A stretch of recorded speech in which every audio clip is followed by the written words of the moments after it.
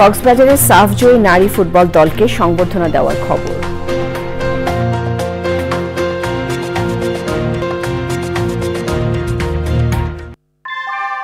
আমরা তৈরি করি বিশ্বমানের জার্মান প্রযুক্তির ভূমিকম্প সহনশীল থার্মেক্স রড, যা আপনার স্থাপনাকে নিরাপদ রাখে প্রজন্ম থেকে প্রজন্ম। সালাম স্টিল, মোস্ট ডিউরেবল স্টিল।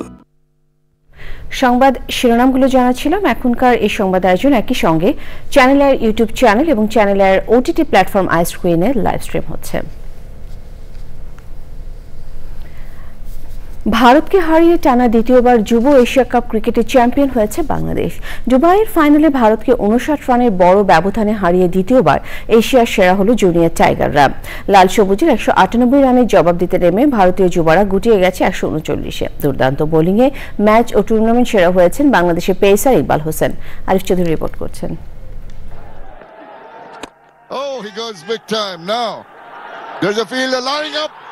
সেমিফাইনালে পাকিস্তান আর ফাইনালে ভারতকে জুনিয়র লেভেলে আরেকবার এশিয়ার সেরা ক্রিকেট শক্তি বাংলাদেশ।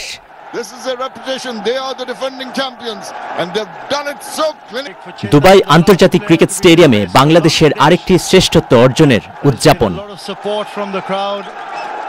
আগে ব্যাট করা বাংলাদেশের ইনিংস শেষ হয়ে যায় 200-র নিচে 198। ফাইনাল মঞ্চে সাদামাটা এক স্কোর কার্ড, নেই 50, নেই কোনো ক্যামিও। টপ স্কোরার রিজান 47 আর শিহাব জেমস 40। জবাব দিতে নেমে ভারতীয় দলকে কোণঠাসা করে দেয় জুনিয়র টাইগারদের পেসাররা। দলীয় 73 রানেই ইনিংসের অর্ধেকটা হারিয়ে বসে জুনিয়র টিম ইন্ডিয়া। আর শুরুর ঝড়ে লিড দেন সেমিফাইনালে হিরো ইকবাল হোসেন ইমন। হার্দিক রাজ আর ক্যাপ্টেন মোহাম্মদ আমান কিছুটা লেগেছিলেন, কিন্তু ক্যাপ্টেন টু ক্যাপ্টেন ক্ল্যাশে জয় পেলেন বাংলাদেশের অধিনায়ক আজিজুল হাকিম। 139-এ গুটিয়ে ভারতের যুবারা ম্যাচ হারল 59 রানের পরিষ্কার ব্যবধানে। What a wonderful effort by Bangladesh as he poses very proudly with the trophy. The captain Azizul Hakim Tamim receives the trophy. The under-19 cricket team repeating. Arif Chowdhury, sports desk, channel I. সিরিয়ার রাজধানী ড্যামাস্ক শহর সব গুরুত্বপূর্ণ শহর দখলে নেওয়ার দাবি করেছে বিদ্রোহীরা। প্রেসিডেন্ট বাশার আল আসাদ ড্যামাস্ক ছেড়ে অজ্ঞাত স্থানে চলে গেছেন। কারাগার থেকে হাজারো বন্দীকে ছেড়ে দিয়েছে বিদ্রোহীরা। সিরিয়ার শীর্ষ সামরিক নেতৃত্ব জানিয়েছে প্রেসিডেন্ট আসাদের শাসনের অবসান হয়েছে। প্রেসিডেন্ট ভবনে ভাঙচুর ও লুটপাটের ঘটনা ঘটেছে। ড্যামাস্কে বিজয় উল্লাস করছেন হাজার হাজার মানুষ। সিরিয়ার সংকটকে বিপজ্জনক উল্লেখ করেছে সৌদি আরব ও রাশিয়া সহ বিভিন্ন দেশ। সুদীপ্ত মাহমুদের রিপোর্ট। গত সপ্তাহে সিরিয়ার সবচেয়ে বড় শহর আলেপ্পো দখল করে নেয় বিদ্রোহীরা। এরপর একে একে দেশটির গুরুত্বপূর্ণ শহর দখল করতে থাকে তারা। সিরিয়ার তৃতীয় বৃহত্তম শহর হোমসের নিয়ন্ত্রণ নেওয়ার কয়েক ঘন্টা পর রাজধানী দামেস্কে বিদ্রোহীরা ঢুকে পড়ে।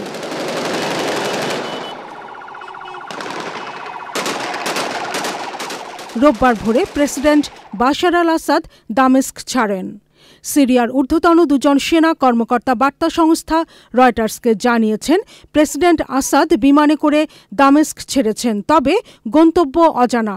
2000 সাল থেকে সিরিয়া শাসন করছিলেন বাশার আল আসাদ।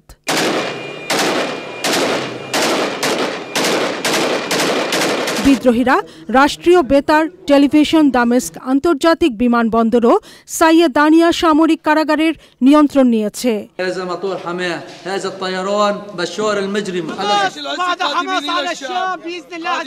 দামেস্কে আইনশৃঙ্খলা বাহিনীর সদস্যদের উপস্থিতি নেই। বিদ্রোহী কমান্ডার হাসান আব্দুল ঘানি সামাজিক যোগাযোগ মাধ্যম এক্সের দেওয়া পোস্টে জানান, কারাগার থেকে 3500-এর বেশি বন্দীকে মুক্ত করা হয়েছে। রাজধানী দামেস্ক জুড়ে বিজয় উল্লাস করছেন হাজার হাজার মানুষ। স্বাধীন বলে স্লোগান দিচ্ছেন তারা। এক্স পোস্টে ভিডিও বার্তায় সিরিয়ার প্রধানমন্ত্রী মোহাম্মদ ঘাজি আল জালালি বলেছেন, সিরিয়ার জনগণ নতুন যে নেতৃত্ব পছন্দ করবে তার সঙ্গে কাজ করতে প্রস্তুত তিনি। أنا في منزلي لم أغادره وذلك بسبب انتمائي إلى هذا البلد.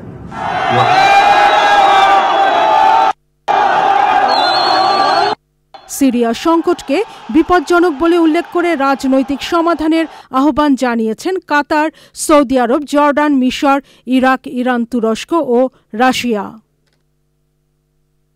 Sudipta Mahmud, Channel I. নেতাকর্মীদের উদ্দেশ্যে বিএনপির ভারপ্রাপ্ত চেয়ারম্যান তারেক রহমান বলেছেন, ৩১ দফা বাস্তবায়নে কাজ করার পাশাপাশি মানুষের আস্থা, ভালোবাসা ও বিশ্বাস অর্জন করার লক্ষ্যে কাজ করতে হবে। খিলক্ষেত থানা বিএনপির কর্মী সভা ও রাষ্ট্র মেরামতের ৩১ দফা নিয়ে কর্মশালায় অংশ নিয়ে তিনি বলেন, কিছু কিছু নেতাকর্মীদের কাজ মানুষ পছন্দ করছে না, তাই গুটি কয়েক মানুষের স্বার্থ হাসিল বন্ধ করতে সবাইকে সজাগ থাকতে হবে। আয়োজনে বিএনপি ঢাকা মহানগর উত্তরের আহ্বায়ক আমিনুল হক সহ অন্যরা উপস্থিত ছিলেন।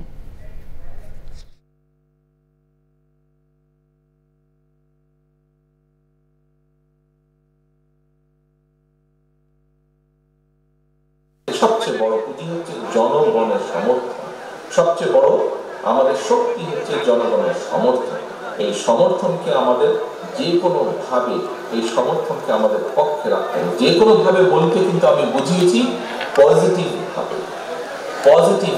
অর্থাৎ জনগণ যা চিন্তা করে, জনগণ যা চায়, জনগণ যা বলে, জনগণ যেটা আশা করে, জনগণ যেটা প্রত্যাশা করে, এটি রাজনৈতিক দলের কাছে, একটি রাজনৈতিক কর্মীর কাছে আমাদেরকে সেইভাবে চলতে হবে, কথা বলতে হবে, সেভাবে উঠতে হবে, বসতে হবে। ভারতের আগরতলায় বাংলাদেশের সহকারী হাইকমিশনে হামলার প্রতিবাদে ঢাকায় ভারতীয় হাইকমিশনের স্মারকলিপি দিয়েছে বিএনপির ৩ অঙ্গ ও সহযোগী সংগঠন। নয়াপল্টনে কেন্দ্রীয় কার্যালয়ের সামনে সংক্ষিপ্ত সমাবেশে বিএনপি নেতারা বলেছেন, দিল্লির আগ্রাসন রুখতে তারা প্রস্তুত। ভারতীয় হাইকমিশন অভিমুখে পদযাত্রা নিয়ে রামপুরা ব্রিজে পৌঁছলে পুলিশ তাদের আটকে দেয়। পরে ৬ জনের প্রতিনিধি দল গিয়ে ভারতীয় হাইকমিশনে প্রতিবাদ লিপি জমা দেয়। রাহুল রায় রিপোর্ট। ভারতের আগরতলায় বাংলাদেশের সহকারী হাইকমিশনে হামলা ও জাতীয় পতাকার অবমাননার প্রতিবাদে মিছিল সহ বিভিন্ন কর্মসূচি পালন করছে বিএনপি এবং অঙ্গ ও সহযোগী সংগঠনগুলো। রোববার সকালে ভারতীয় হাইকমিশন অভিমুখে পদযাত্রায় অংশ নেয় যুবদল, স্বেচ্ছাসেবক দল ও ছাত্রদল। তার আগে নয়াপল্টনের কেন্দ্রীয় কার্যালয়ের সামনে সংক্ষিপ্ত সমাবেশ হয়। আকাশ, পাতাল, ভূমি, পানি প্রত্যেকটি জায়গায় আমাদের যে শক্তি, আমাদের যে সশস্ত্র বাহিনীর, আইনসঙ্গত বাহিনীর যে শক্তি, সে শক্তিও কিন্তু কম নয়। সকল ক্যাম্পাসে ফ্যাসিবাদের যারা দোষর ছিল, ছাত্রলীগের যারা দোষর ছিল, অচিরে তাদেরকে বিচারের আওতায় নিয়ে আসতে হবে। আমরা যারা বাংলাদেশি জাতীয়তাবাদে বিশ্বাস করি, আমরা কখনোই ভারতের এই আগ্রাসনী মনোভাব আমরা গ্রহণ করব না। কাকরাইল, মৌচাক, মালিবাগ হয়ে রামপুরা গেলে পদযাত্রা থামিয়ে দেয় পুলিশ। পরে সেখান থেকে ৩ সংগঠনের সভাপতি ও সাধারণ সম্পাদকের একটি প্রতিনিধি দল ভারতীয় হাইকমিশনে গিয়ে প্রতিবাদ লিপি দেয়। পরে এ নিয়ে বিস্তারিত জানান সংগঠনের নেতারা। আমরা মানুষের অধিকার রক্ষায় সর্ব অবস্থায় জনগণের পাশে থাকব। বাংলাদেশের মানুষের প্রতিবাদটি আমরা এই আজকের এই পদযাত্রা এবং স্মারকলিপির মাধ্যমে ভারতীয় সরকারকে আমরা জানাতে সচেষ্ট হয়েছি। সাম্প্রদায়িক সম্প্রীতি বিনষ্ট করার জন্য তারা চেষ্টা করছে, এগুলো যাতে ভবিষ্যতে বন্ধ হয়, এরকম উস্কানিমূলক বক্তব্য যাতে আর না দেয়। তারা বলছেন, যে কোনো ষড়যন্ত্র মোকাবেলায় সবাইকে ঐক্যবদ্ধ থাকতে হবে। রাহুল রায়, চ্যানেল আই, ঢাকা। স্বরাষ্ট্র উপদেষ্টা অবসরপ্রাপ্ত লেফটেন্যান্ট জেনারেল মোহাম্মদ জাহাঙ্গীর আলম চৌধুরী বলেছেন, সীমান্তে বর্ডার গার্ড বাংলাদেশ বিজিবি সর্বোচ্চ সতর্ক অবস্থায় আছে। তিনি আরও বলেন, বিএসএফ এর পক্ষ থেকে কোনো ধরনের উস্কানি দিলে এর প্রস্তুতি রয়েছে। সীমান্তে ভারতীয় জনগণ কোনো রকম অস্থিরতা সৃষ্টির চেষ্টা করলে বাংলাদেশের জনগণ তার জবাব দেবে বলেও মন্তব্য করেন স্বরাষ্ট্র উপদেষ্টা। শহীদুল্লাহ রাজু রিপোর্ট। বৈষম্য বিরোধী ছাত্র আন্দোলনে আহতদের পুনর্বাসনে সহায়তা কার্যক্রম। পিলখানায় বিজিবির সদর দপ্তরে জুলাই অভ্যুত্থানে আহত 7 জনের মাঝে সহায়তা প্রদান করেন স্বরাষ্ট্র উপদেষ্টা। আরও 100 জন আহত আন্দোলনকারী কিংবা ব্যক্তিবর্গকে আমরা পার্মানেন্টলি তাদের জীবনের পুনর্বাসনের ব্যবস্থা আগামী দিনগুলোর মধ্যে ইনশাল্লাহ করব। অনুষ্ঠানে দেশের বর্তমান পরিস্থিতি, ভৌগোলিক অখণ্ডতা, পিলখানা হত্যাকাণ্ড, আন্তর্জাতিক সম্পর্ক ও জুলাই অভ্যুত্থান সহ বিভিন্ন বিষয় নিয়ে কথা বলেন অতিথিরা। বাংলাদেশকে আজকে হোক কালকে হোক এই শেখ হাসিনাকে পুনর্বাসিত করবার পরিকল্পনা নিয়েই এদেরকে দিল্লিতে ভারতে জায়গা দিয়েছে। আজকে ভারতে এই নির্লজ্জ এই যে তার আস্ফালন, এই আস্ফালনের উপযুক্ত উত্তর দেওয়ার জন্য অবিলম্বে আমাদেরকে প্রতিটি নাগরিককে সামরিক প্রশিক্ষণ দরকার। 24 পরবর্তী যে বাংলাদেশটা রয়েছে সেটি গড়ার জন্য আমরা সবাইকে একসাথে নিয়ে আমরা কাজ করতে চাই। ফেসিবাদ আর কোনো রূপে আমরা ফিরতে দিব না, এটা কোনো নামে আমরা ফিরতে দিব না। যেই ফেসিবাদ হয়ে উঠতে চাইবে তাদের বিরুদ্ধে আমাদের লড়াই এবং আমাদের সংগ্রাম অব্যাহত থাকবে। অনুষ্ঠান শেষে স্বরাষ্ট্র উপদেষ্টা বলেন, বিজিবিকে দেশের অভ্যন্তরের কর্মকাণ্ড সীমিত করে সীমান্তে নজরদারি বাড়ানোর নির্দেশ দেওয়া হয়েছে। বিএসএফ এর থেকে কোনো ধরনের উত্তেজনা বা অন্যরকম কোনো কিছু ওটার প্রতিকার করবে হলো বিজিবি। ওই রকমের নির্দেশনা আছে, ওই রকমের নির্দেশনা আছে এবং ওই ধরনের প্রস্তুতিও আছে। বৈষম্য বিরোধী ছাত্র আন্দোলনে গণহত্যাকারীদের বিচারের মুখোমুখি হতে হবে বলেও জানানো হয় অনুষ্ঠানে। Shahidullah Raju, Channel I, Dhaka. 5ই আগস্টের পরের বাস্তবতা মেনে সম্পর্ক এগিয়ে নিতে ভারতের প্রতি আহ্বান জানিয়েছেন পররাষ্ট্র উপদেষ্টা তৌহিদ হোসেন। সার্ক নিয়ে দক্ষিণ এশিয়ার মানুষের আকাঙ্ক্ষা নিয়ে সেমিনারে উপদেষ্টা প্রত্যাশা করেন সোমবার বাংলাদেশ ও ভারতের পররাষ্ট্র সচিব পর্যায়ের বৈঠকটি ফলপ্রসূ হবে। এ অঞ্চলে ব্যবসা বাণিজ্যে উন্নতি করতে একে অন্যের সহযোগিতায় সার্ককে ব্যবহারের তাগিদ তার। পান্থরমন জানাচ্ছেন বিস্তারিত। সার্ক নিয়ে দক্ষিণ এশিয়ার মানুষের আকাঙ্ক্ষা শিরোনামের সেমিনারে আঞ্চলিক জোটটির নাজুক অবস্থার উত্তরণের তাগিদ দেন বক্তারা। প্রধান অতিথির বক্তৃতায় সার্ক পুনরুজ্জীবিত করতে সব দেশের সহযোগিতা চান পররাষ্ট্র উপদেষ্টা। অচলাবস্থা আমরা কাটিয়ে উঠতে পারবো। অচলাবস্থা কাটিয়ে ওঠার জন্য সবচেয়ে গুরুত্বপূর্ণ হচ্ছে আপনার পারস্পরিক যেই যোগাযোগ স্থাপন, দেখা সাক্ষাৎ, এটা হলো সবচেয়ে গুরুত্বপূর্ণ।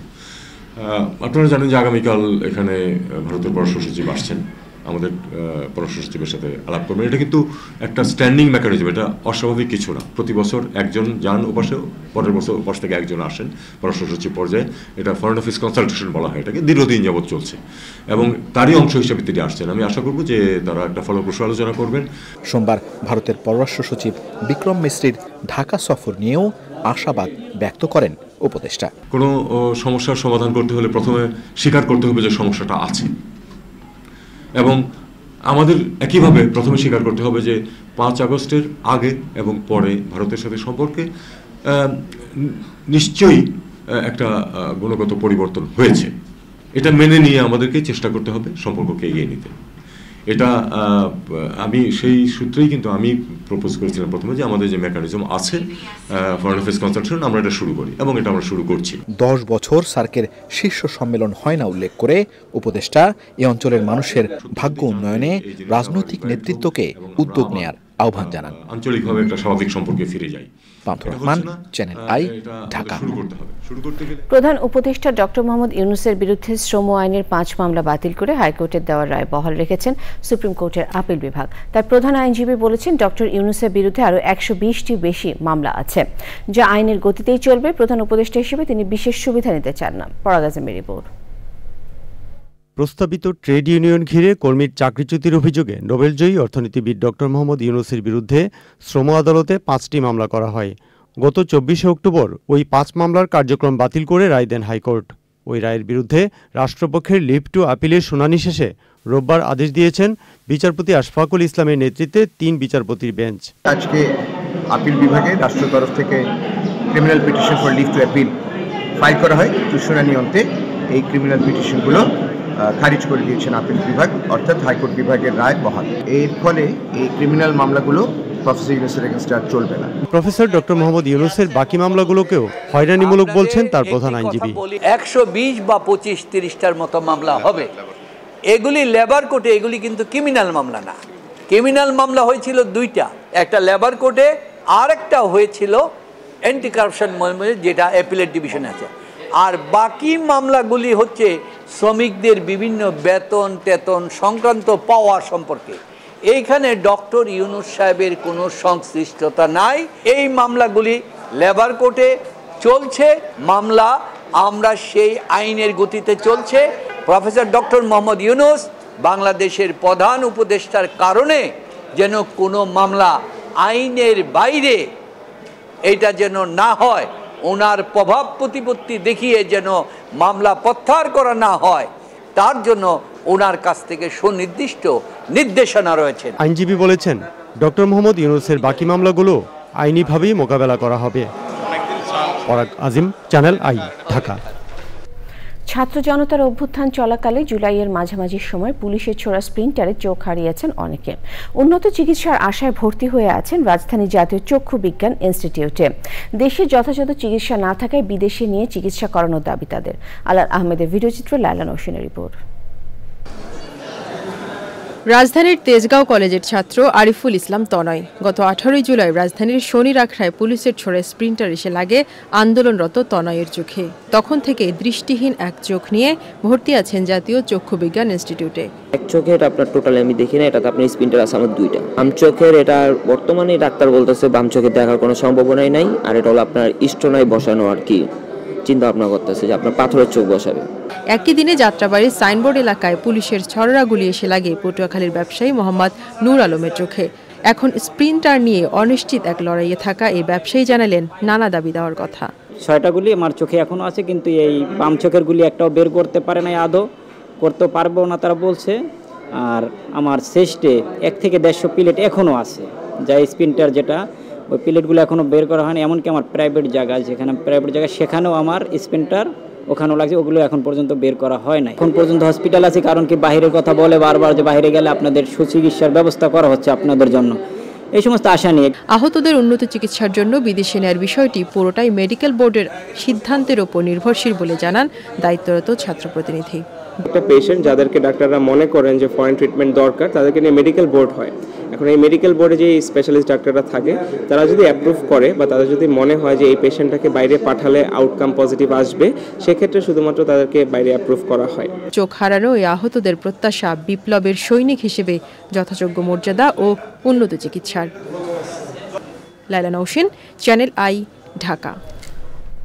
গত 18 বছরও দখলমুক্ত হয়নি দেশের প্রথম বেসরকারি বিশ্ববিদ্যালয় দারুল এহসান। আর এই কারণে শত শত কোটি টাকার জমিদাতা ও বিশ্ববিদ্যালয়ের প্রতিষ্ঠাতা অধ্যাপক ডক্টর সৈয়দ আলী আশরাফের স্বপ্ন বাস্তবায়িত হয়নি এখনো। নামে বেনামে লোপাট হচ্ছে বিশ্ববিদ্যালয়ের কোটি কোটি টাকা। মোস্তফা মল্লিকের রিপোর্ট।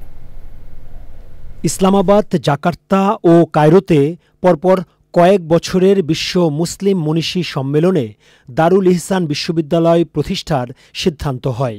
ভিন্নধারার বিশ্ববিদ্যালয় হিসেবে প্রতিষ্ঠার শুরুতেই পরিচিতি পায় এই বিশ্ববিদ্যালয়। Higher education on the basis of principles of holy Quran and Sunnah, এই মূলনীতির ভিত্তিতে এটি প্রতিষ্ঠার দায়িত্ব পান ইসলামী চিন্তাবিদ অধ্যাপক সৈয়দ আলী আশরাফ।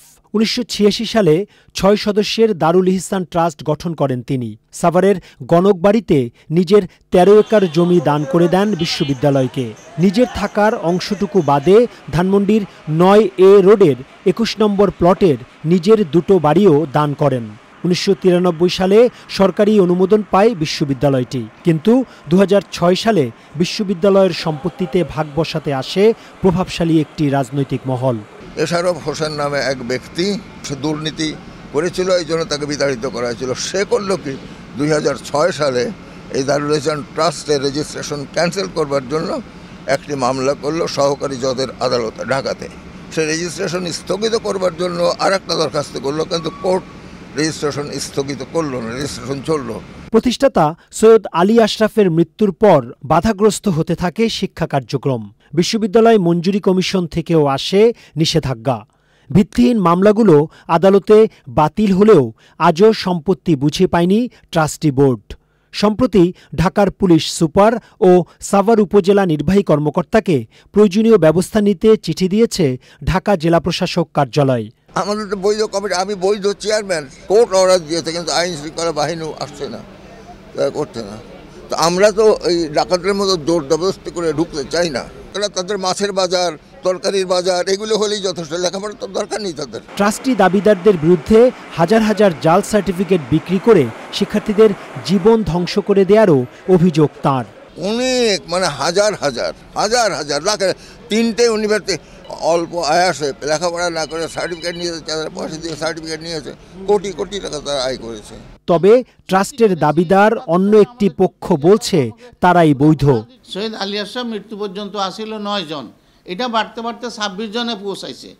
কেমন এই 26 জনের মধ্যে এই ফয়জল কবির যে এখন রাস্তায় দাঁড়ায় আছে, উনি একজন।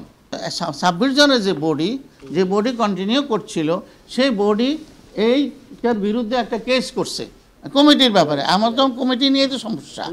আচ্ছা, জারেসা ইউনিভার্সিটি তো 2016 সালে বন্ধ হয়ে গেছে, বন্ধই আছে, এটা এখন আমরা কেউ খুলি নাই। হিন্দি মিনটে উনি যেহেতু একটা নতুন কমিটি করার জন্য দরখাস্ত দিয়েছে, সেই দরখাস্তের বিরুদ্ধে আমরা আপিল করছে, আপিলে তার এই কমিটিটাকে স্টে করে দিয়েছে till disposal of the case. কেমন? তো এই অবস্থায় ওনার তো এখানে আসা, এখানে করা, আর 3 জন থাকে, 3 জনের মধ্যে আমি একজন, তারেক সাহেব বলে একজন, আর ফয়জল কবির একজন। তখন ফয়জল কবির একাই আমাদের সাথে লড়ছে। গণকবাড়ির ক্যাম্পাসে গিয়ে দেখা যায় বিশ্ববিদ্যালয় ক্যাম্পাসের বড় একটি অংশ কাপড়ের গোডাউন হিসেবে ভাড়া দেয়া হয়েছে। Mustafa Mallik, Channel I, Savar, Dhaka. এবারে Bangladesh West Indies one day series বলে জানিয়েছেন স্বরাষ্ট্র উপদেষ্টা জাহাঙ্গীর আলম চৌধুরী। ইংরেজি নতুন বছরকে সামনে রেখে আইন শৃঙ্খলা সংক্রান্ত সভা শেষে স্বরাষ্ট্র উপদেষ্টা বলেন, বড়দিন এবং 31st নাইটে সবাইকে আইন শৃঙ্খলা মেনে চলতে হবে। সীমান্ত এলাকা পুরোপুরি নিরাপত্তার মধ্যে আছে জানিয়ে জাহাঙ্গীর আলম চৌধুরী বলেন, সীমান্তে অবৈধ অনুপ্রবেশ কোনোভাবেই বরদাস্ত করা হবে না, কোনো বিদেশিকে অবৈধভাবে বাংলাদেশে থাকতে দেওয়া হবে না বলেও তিনি উল্লেখ করেন। 31st নাইট আমরা বলি, ওই সময় আমাদের অনেক সময় কিছু আমাদের ইয়াং জেনারেশনের ভিতরে একটু উচ্ছৃঙ্খলতা দেখা দেয়। কোনো ধরনের যেন কোনো আইন শৃঙ্খলা পরিস্থিতি, কোনো ধরনের কোনো অবনতি না হয় এবং তারা যেন এই অনুষ্ঠানগুলি খুব ভালোভাবে করতে পারে, এই সম্বন্ধে আমরা আলোচনা করেছি। আতশবাজি, ফানস এইগুলির জন্য আমরা নিষেধ করেছি। গাজার মধ্যাঞ্চলে নুসেরাত শরণার্থী শিবিরে উত্তরাঞ্চলের বাইত লাহিয়া ইসরায়েলি হামলায় নারী ও শিশু সহ অর্ধশতাধিক নিহত হয়েছেন। নিহতদের মধ্যে নুসেরাত শরণার্থী শিবিরে হামলায় 6 শিশু ও 5 নারী সহ নিহত হন 26 জন। একই দিনে উত্তরাঞ্চলের বাইত লাহিয়া ইসরায়েল ইন্দোনেশিয়ান হাসপাতালে হামলা চালিয়েছে। এতে নারী ও শিশু রোগী সহ প্রাণ গেছে আরও 29 জনের। গাজার স্বাস্থ্য মন্ত্রণালয়ের বরাত দিয়ে আল জাজিরা জানিয়েছে, শুধু হাসপাতালই নয়, ইসরায়েলি হামলায় লক্ষ্যবস্তু করা হয়েছে জরুরি রোগী পরিবহনের অ্যাম্বুলেন্সও। গাজায় 2023 সালের 7 অক্টোবর থেকে এ পর্যন্ত অন্তত 44,664 জন নিহত হয়েছেন। আহত হয়েছেন 1,05,976 জন। হতাহতদের অধিকাংশই নারী ও শিশু। আইসক্রিম সাংস্কৃতিক সংবাদ।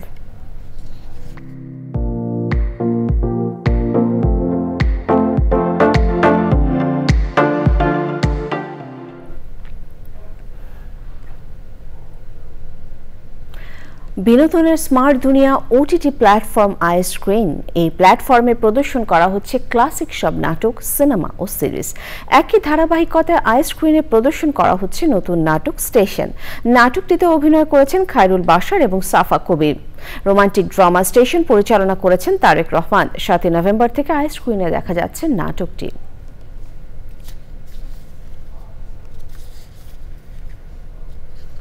নিটল টাটা, বিশেষ সংবাদ।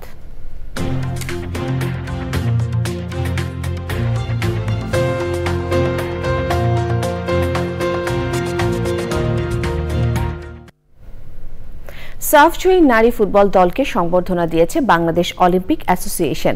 কক্সবাজারের একটি হোটেলে জমকালো আয়োজনে সংবর্ধনা দেওয়া হয়।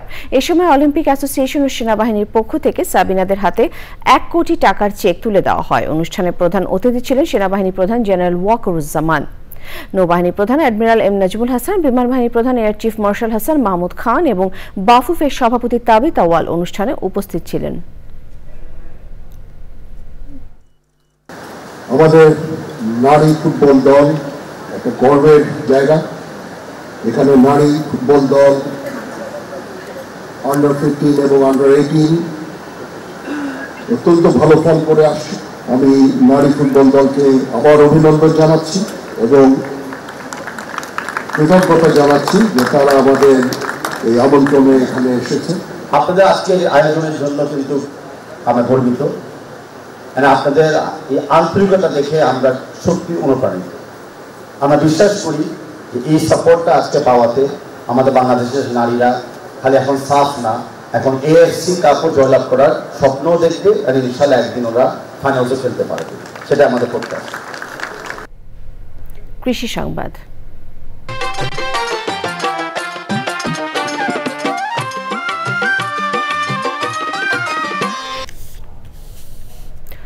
শীতের শুরু থেকে গাইবান্ধা জেলার চাষিরা বিভিন্ন ধরনের শীতকালীন শাকসবজির চাষ করছেন। সবজি বেচাকেনায় চাষি ও পাইকারদের হাঁক ডাকে সরগরম স্থানীয় হাট বাজারগুলো। বাজার দর ভালো পাওয়া আর্থিকভাবে লাভবান হচ্ছেন চাষিরা। প্রকৃতি সংবাদ।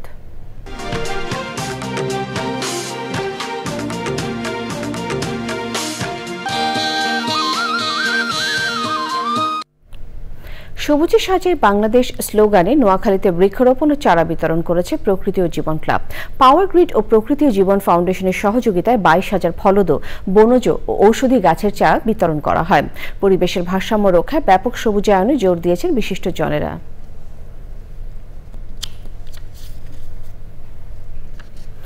পূবালী ব্যাংক বাণিজ্য সংবাদ।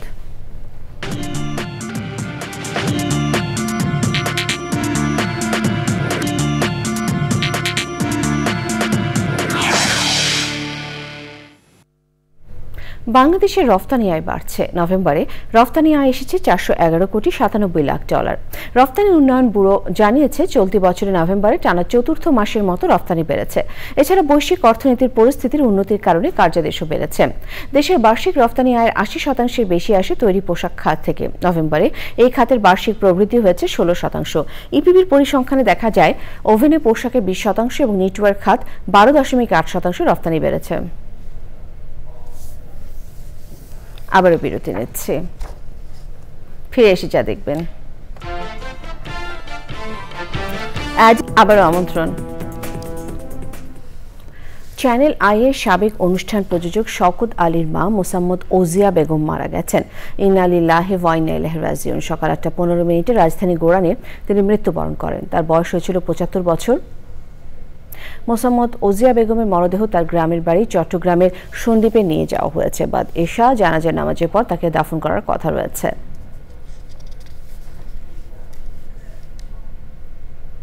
খেলার খবর। 2 ওপেনার মিলে মাত্র 3.2 ওভারে তুলে নেন। সবশেষে সুপারফ্রেশ ফোর্টিফাইড সয়াবিন তেল সংবাদ শিরোনামগুলো আরও একবার। অনূর্ধ্ব-19 এশিয়া কাপে টানা দ্বিতীয়বার চ্যাম্পিয়ন বাংলাদেশ। ফাইনালে ভারতকে 59 রানে হারিয়ে টাইগার যুবাদের শিরোপা উল্লাস।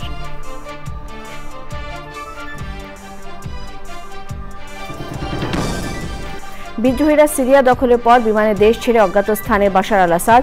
প্রেসিডেন্ট বাসভবনে ভাঙচুর ও লুটপাট।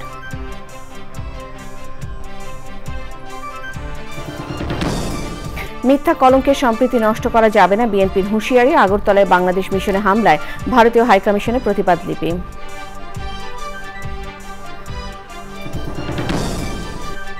ডক্টর ইউনূসের বিরুদ্ধে শ্রম আইনের 5 মামলা আপিল বিভাগীয় বাতিল। আরও 120টিরও বেশি মামলা নিজস্ব গতিতে চলবে, মন্তব্য।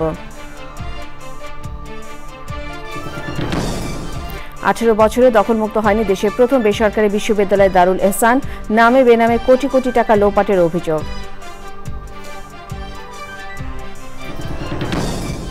এবং Saint Kitts and Nevis one day সিরিজের স্বাগতিক ওয়েস্ট ইন্ডিজের মুখোমুখি বাংলাদেশ।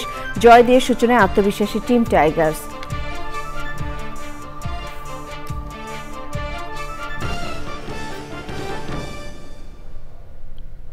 চ্যানেলের সর্বশেষ সংবাদ জানতে ভিজিট করুন channelionline.com-এ। যুক্ত থাকুন আমাদের সোশ্যাল মিডিয়া প্ল্যাটফর্মগুলোর সাথে। শেষ করছি চ্যানেল আই সংবাদ। ধন্যবাদ।